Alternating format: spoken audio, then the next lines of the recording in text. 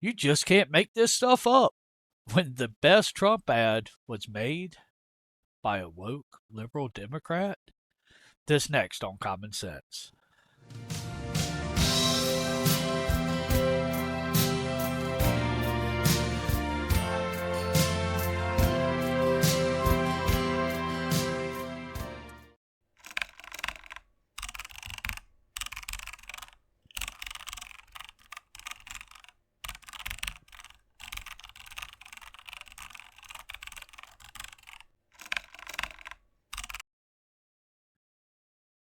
Hello and welcome to Common Sense, a channel dedicated on keeping common sense common. I am the Common Sense Conservative, and today we have a video where we are going to be reacting to a video from the lumberjack, and its link will be in the description down below. But the best Trump ad was made by a woke liberal Democrat. So we're going to get into this. We're going to skip his intro because I have my own intro. But he's going to react to some of the things she is saying, and we're going to give our commentary on what she's saying. So let's get into it. And here are the first 15 promises he has made if he is reelected. You may have heard of Project 2025, but this is from Agenda 47. So those that don't know, Agenda 47, if Trump becomes president, he'll be the 47th president. And this is pretty much what he plans on doing in the first 100 days of his presidency. And you can read all of these on his website. First, he promises that he will carry out the largest domestic deportation operation in history. He will also ask for the death sentence for anyone convicted of human trafficking. Okay, so I'm failing to see the problem. She had me at deport illegals, but then on top of that, we are going to eliminate the sex traffickers. He has a point there. First, deporting the illegals. One of the major reasons they do not want to deport the illegals and they want to allow all the illegals into the country is because if if you didn't notice, they just rejected a bill that would stop illegals from being counted in the census. So the census, whenever it's counted, it takes the entire population into effect, and that affects congressional seats, how many there are, affects Senate seats and how many there are, and it affects the electoral vote count for each of the states. So let's just say an example, California has 56 electoral votes currently. If they receive 30 million illegal immigrants, then their electoral vote could be reevaluated due to their population increasing based upon the census. And now they have 60 electoral votes, 4 more votes for Democratic stronghold California, which would completely nullify and invalidate, say, like a smaller state like Wyoming or Nebraska that has 3 or 4 electoral votes because they're not accepting the illegals. Also, the second part is, would ask or call for the death penalty for sex traffickers. Well, yes, if you are trafficking in human flesh, which is slavery or indentured servitude, then you should get the death penalty. I don't see where the problem is here. Because they send these women and these children over into the country, and they tell them you need to pay us $3,000, $4,000, $5,000 by the end of the week. If not, we're gonna come for you. And they say, well, how are we supposed to pay this? Cartel says, well, we have a way that you can pay this and make a lot of money. But it comes to us until you pay us back. Who knows what the length of that time is? It's like the slave owners in the 17 and 1800s that used indentured servitude as a word instead of slavery. You're going to pay us to get out from under the oppression that we impose upon you. Doesn't make a whole lot of sense. Anybody seeing a problem with this? He will close the Department of Education and return all education standards to the states to decide. Okay, wait. So he wants to take power away from the federal government, give it back to the states, and yet they tell us he's a dictator. He will put prayer back into school, and he will criminalize any race-based advantage programs. Yes, because nothing freaks the left out quite like prayer in schools or prayer in general. It makes you think there might be a spiritual war going on out there. I don't know. And then we've got these race-based hiring practices. You know the psyop is real when you can get white liberals to hate white people so bad that they feel they need to be discriminated against. And here's the thing about race-based programs. They're inherently racist because you're A, hiring, B, promoting, C, educating people based on the color of their skin. Isn't that what racism is? Determining someone's eligibility to do something based upon the color of their skin. I don't know. He will end the Affordable Care Act. He will ban gender-affirming care for adults and children, and he will ban any federal dollars from going towards gender-affirming care, which means anyone with government-provided health care will no longer be able to access gender-affirming care except for Viagra and Cialis. Did she just throw those two in? That's my question. She just throw those in at the end there? What does Cialis and Viagra have anything to do with gender-affirming care? Secondly, ending, government health care, which has caused everybody who isn't on the program that actually pays for their own health care, have their health care go up about 500%. So we can pay for everybody that is getting the quote-unquote Affordable Care Act, which isn't affordable. And then my tax dollars are going to pay for these people that are getting the government health care to get gender-affirming surgery, which is antithetical to my personal beliefs and my religious beliefs, and yet I'm having to pay for this. So yeah, I'm good with that. I'm good with it. Those will still be available. Remember, everything they do in politics is marketing, like making it the Affordable Care Act. My insurance went up 500%. I don't know about yours, but it's nothing. There's nothing affordable about it. And then she goes on and talks about gender-affirming care. Wouldn't it be terrible if people who didn't want to have to pay for this stuff didn't have to pay for this stuff? It sounds like a weird concept called freedom. He will propose a constitutional amendment that gives a term limit to Congress. He will deploy the Department of Justice to investigate the Biden crime family and any of his adversaries or political rivals. Pretty sure she added that last part in. So I actually went to Donald Trump's website and looked this up, and I cannot find the spot where it says he's going to go after the Biden crime family, although I think he needs to. I mean, after Joe Biden sold us out to China, Ukraine, and Hunter got all his millions for being zero experience Hunter. But the whole thing about going after political rivals, that's nowhere to be found on there. Nowhere to be found.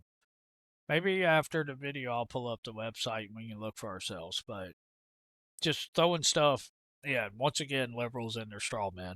He will immediately pardon all of the January 6thers, and he will create a task force to investigate anyone who arrested, charged, or imprisoned a January 6er. Good. No wonder the deep state is freaking out. I mean, think about this. Our Constitution protects us from cruel and unusual punishment. The January 6ers were not tried. They were just thrown in jail and punished for an insurrection that couldn't have been an insurrection, because to be an insurrection, you have to be armed to start with, because I've never heard of anyone overthrowing anything that they weren't armed to do, but it's a different video. And yes, it should be investigated. What happened? What actually happened? Just say it. He will increase the penalties for underage criminal offenders, strengthen immunity for police officers, and deploy the National Guard to patrol woke cities. Once again, I don't think she understands what quotes are, but woke city, New York, just deployed its National Guard. Woke City, Chicago, just deployed its National Guard. And to increase the punishment for underage offenders, yes, I agree with this. You see, here's the problem with our country. the punishment no longer outweighs the crime. You know, if committing X crime is going to incur X punishment, you're least likely to do it. But we grow up in or kids grow up in a world today that are devoid of discipline because every woke person out there is saying that a parent's abusing their child for giving them a whooping. So now these kids are going out there at 14, 15, 16 years old, getting into riots, getting into fights, beating people literally to death, unaliving people, burning cop cars, burning everything around them because they have no discipline. So yes, the punishment needs to outweigh the crime. Not cruel and unusually, but if you commit an armed robbery, then that punishment for doing that needs to have you think twice. Growing up when I was a kid, me and my brothers would get in a fight. I had 6 brothers. And we would get into fights. And we knew when we got into a fight, we were going to go out, we were going to get a switch off the tree, and we were going to get our rear ends tanned. That's for sure. Either with a leather strap or a switch off the tree. Well, the next time we started getting angry and mad at each other, we thought of it twice before we threw that first punch. Just saying, punishment needs to outweigh the crime. Cities. I don't know why she's upset about the National Guard patrolling woke cities. They already have that going on in New York. On day 1, he will reassess our participation in NATO and says that every European country needs to pay the United States for protection. So he's back to the fact that European countries aren't paying their fair share. Again, I'm not understanding the problem. I mean, if you think about it, NATO's budget is about $1.3 trillion, of which the United States pays about $800 billion. Okay. Just look up how many countries are in NATO. And one country, our country we pay taxes to, is paying $800 billion of a $1.3 trillion bill. So yeah, they want our protection. They need to pay us for it. I agree. We are NATO. He will also restore the wonderful travel ban for Muslims coming to America. Okay, so that's false. The travel ban was actually against countries that did not screen or do background checks for passports, hence stopping criminals from going to these countries, getting a passport because they don't screen or do background checks for them, and flying into our country. Them being Muslims has nothing to do with it. He will build freedom cities. This is 10 new cities built on federal land. He will award them to areas with the best development proposals, and he will prioritize moving young families to these freedom cities. He will kill all e-vehicles and e-vehicle legislation, seeking to replace that with the development of a flying car. He believes that we could create a car that vertically takes off. Trump isn't going to kill the e-vehicles. What's he going to do? Go shoot them all? I mean, this is so silly. That's a misinterpretation of what Trump had to say. The fact is, Trump is for choice, freedom of choice. That means not investing government dollars into e-vehicles, but just allowing e-vehicles to be bought and sold, just like normal acts of commerce. The other thing is, if a liberal, can you imagine if Barack Obama had suggested flying cars?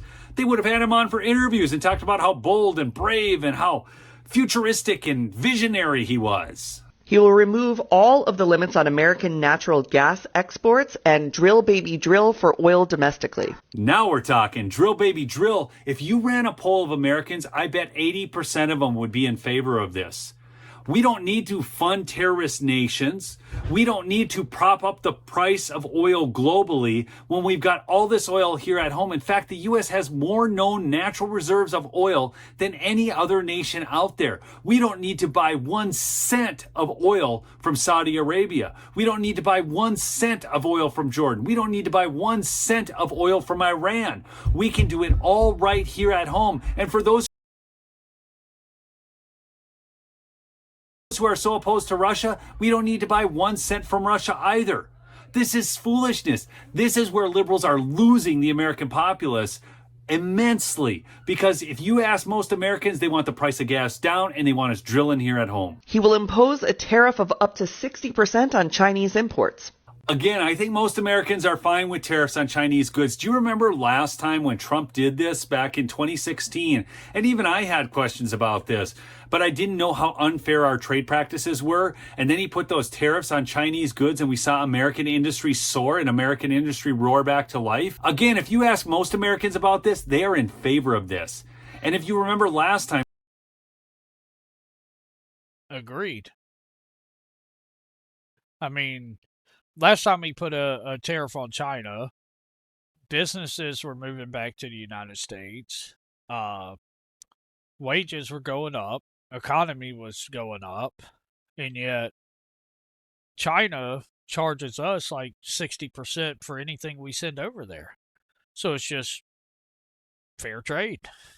Trump did this back in 2016, imposed these tariffs on Chinese goods, and the left predicted that it would be the end of the world, the end of all things, and nothing bad happened at all. It only strengthened us internationally. He will extend the 2017 tax cuts and drop the corporate tax rate from 21% to 15%. Taxation is theft, and the left doesn't get it because every time they increase the corporate tax, what does it do? It just increases the price of our products. And the fact is we've got bad enough inflation already. So if that tax is reduced and we pay less for goods and services, it's all right by me. He will push Congress to pass legislation that would give every American the right to concealed carry anywhere at any time. And he will revoke any gun restrictions or legislation that seeks to inhibit people's ability to own guns that's been passed in the last several years. Actually, what he's going to do is rescind Biden's stupid executive orders that are getting tossed out of court because the ATF does not have the authority to write law. But man, this is sounding good, sounding pretty pro-Second Amendment. Remember, the right to keep and bear arms shall not be infringed. Not only that, but it would literally put us back to a country of fuck around and find out. Will demand that Europe pay back all the money we gave Ukraine, and then he will use all of that money to recruit for the American military. Sounds pretty America first. Strength at home, strength abroad. Not only that, but first off, Europe isn't going to pay back the money because they can't. They're broke. Hence why we're paying $800 billion of the NATO bill. But yes, if they did pay back that money we gave to Ukraine, our tax dollars went over there. Understand, the government doesn't make money. The government produces nothing. They take and do not produce. You know, at least with a corporation, when I go and buy a bag of potato chips, the corporation takes my money in exchange for that potato chips. They then take that money, run it all the way back up the chain, use a portion of it to make another bag of potato chips. They produce, I receive, I pay, they produce. See how that works? Well, the government doesn't do any of that. They just take and produce nothing. I receive nothing. The American public and populace receives nothing. And yet we give everything. And then they take that money and they're funding a proxy war in Ukraine. They're giving aid to Gaza, and yet our veterans are sitting on the sidewalks and can't even get housing, but whatever. Biden's new fiscal year budget has billions of dollars to build new housing for illegal immigrants, and yet we got veterans that are sitting on the side of the road and can't get housing, don't know where their next food is, and they're just wondering that this country they were willing to go and die for, why this country has turned its back on them. So yes, I agree. Pay us our money back and let's recruit for the military. And he will take billions and billions of dollars from private university endowments by taxing, fining, and suing the universities. He specifically names Harvard in this one. And then he will use that money to create the American Academy. It is a free online college that will be free of wokeness that he will force employers to recognize as a bachelor's degree equivalent. So that's Agenda 47. Sounds pretty good to me. I mean, that's Agenda 47. So he's going to take these elitist cesspool colleges that allow plagiarists and DEI activists to infect these pristine and prime institutions, to take tax dollars from endowments from the federal government And he's going to take that money back from them and invest it into an actual American university that is actually free education. How is that a bad thing? Explain it to me. Maybe you know better. If you do, put it in the comments down below. Let me know. How is that a bad thing? That we're going to take the woke out, put the education back in, and then say, hey, it's free and it's online. Trust me, I took on during COVID. My junior year of college was during COVID, and which was for my second bachelor's. And my junior year, we had to take online courses. My in-person courses were $2,200, $2,300 a semester. My online courses was over $3,500 a semester. And he's saying, hey, you want free education? No, we're not going to write off your student loan bills. What we're going to do is all these private institutions that have been taking government money and been infecting the minds of our youth and not giving proper debate platforms and discourse on their campuses, but are pushing a single ideology. We're going to take that money away and we're going to invest it into the American university in which anyone can go to and take online courses and get a bachelor's degree for free. America lacks education. We are low on the list. You have countries like China, Japan, India. They're high on the list of education. America low on the list. So yeah, thank you, whoever you are, you libtard. But thank you for the best Trump ad ever. I'm the Common Sense Conservative. This is Common Sense. Don't forget to subscribe. Hit that bell for notifications. Throw us a thumbs up. And we'll see you on the next one.